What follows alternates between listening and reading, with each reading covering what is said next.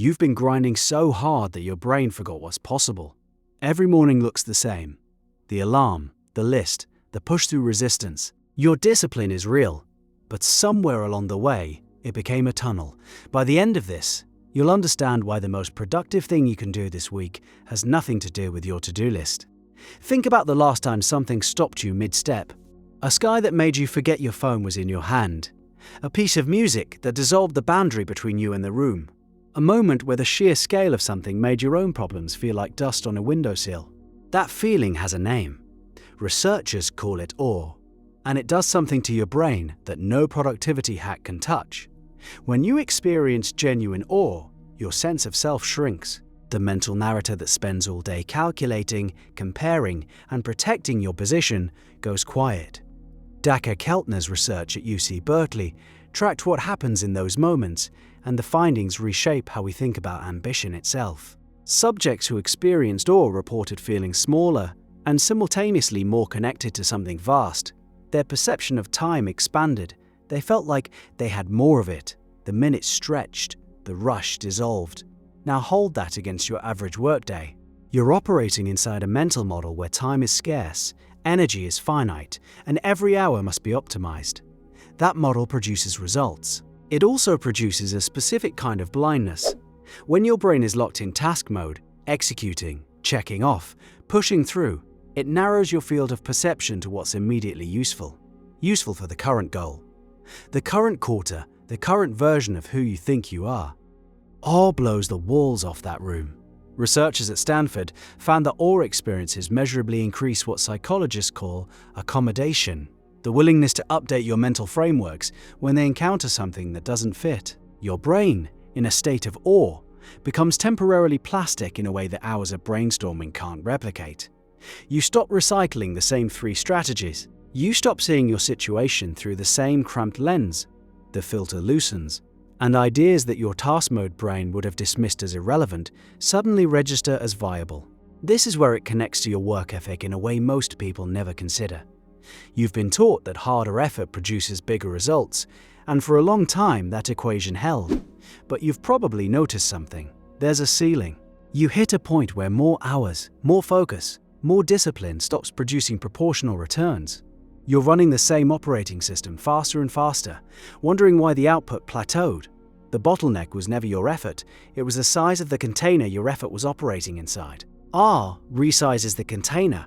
A study published in the journal Cognition and Emotion found that participants who watched R-inducing videos, vast natural landscapes, massive astronomical phenomena, subsequently generated more creative solutions to open-ended problems than control groups who watched neutral or merely pleasant content. The effect persisted well beyond the viewing. Their possibility space had expanded, and it stayed expanded. The brain had been reminded that reality is larger than the model it built to navigate Monday through Friday. Here's where most high performers get this wrong. They treat awe like a vacation, something you experience when you've earned a break, a reward for months of grinding. So they schedule it into the margins, a hike after the project ships, a trip after the quarter closes. They've turned the most potent cognitive tool available into a treat they ration. Meanwhile, the people producing the most original, high-impact work are doing the opposite. They're building awe into the structure of their weeks. They're seeking encounters with vastness deliberately. A cathedral ceiling, a documentary about deep ocean trenches, an hour spent reading about the scale of geological time. They understand something that pure grinders miss. The quality of your output is determined by the size of the space you think inside. Consider what happens when you stand at the edge of something genuinely vast. The Grand Canyon, the ocean at night, a sky so thick with stars it looks like static. Your breathing changes, your shoulders drop. The mental chatter, the deadlines, the comparisons, the self-monitoring fades to background noise. In that gap, something else becomes available. Connections your busy mind couldn't make because it was too occupied defending its current position. This mirrors what contemplatives have taught for centuries. The mystics who withdrew to mountains and deserts weren't escaping work. They were expanding the vessel that work flows through. Rumi wrote about becoming an ocean, and the instruction was practical, not poetic. A cup can only hold a cup's worth. Your ambition, your discipline, your relentless drive All of it pours through a container shaped by your sense of what's real and what's possible. Awe reshapes that container from the inside. So why does your brain resist this? Because awe requires surrender. It requires letting go of control for a moment. And if you've built your identity around being the person who pushes, who controls, who never stops, then surrender feels like a threat. Your ego reads awe as inefficiency. That sunset isn't going to close the deal. Staring at the stars doesn't ship the product. The voice is convincing. It's also profoundly short-sighted. The neuroscience tells a different story. When awe activates, your default mode network, the brain system responsible for self-referential thinking, quiets down. The same network that generates your anxiety about status, your comparison loops, your mental rehearsals of worst-case scenarios. Awe gives you a temporary vacation from yourself. And in that vacation, the brain does something it can't do while you're white-knuckling your way through another 14-hour day. It integrates. Integration is where breakthroughs live.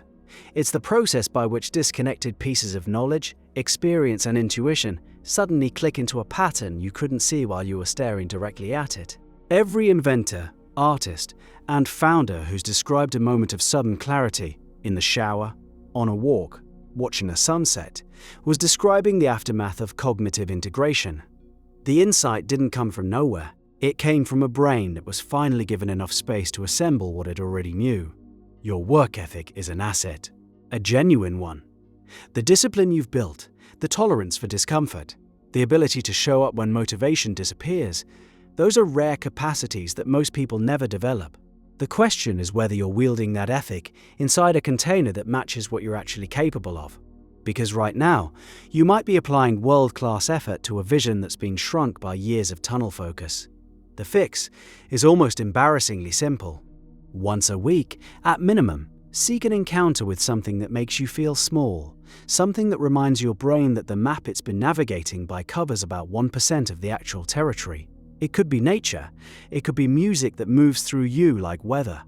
It could be sitting with a piece of writing so true it dissolves the distance between you and the person who wrote it 300 years ago.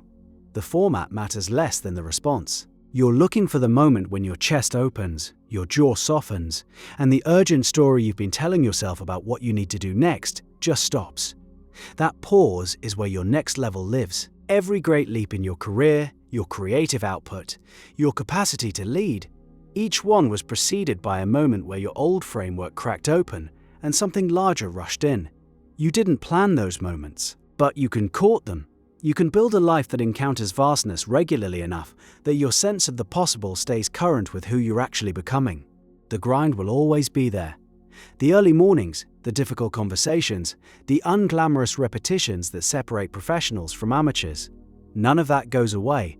What changes is the space those efforts move through. A disciplined person working inside a small frame produces small results, efficiently.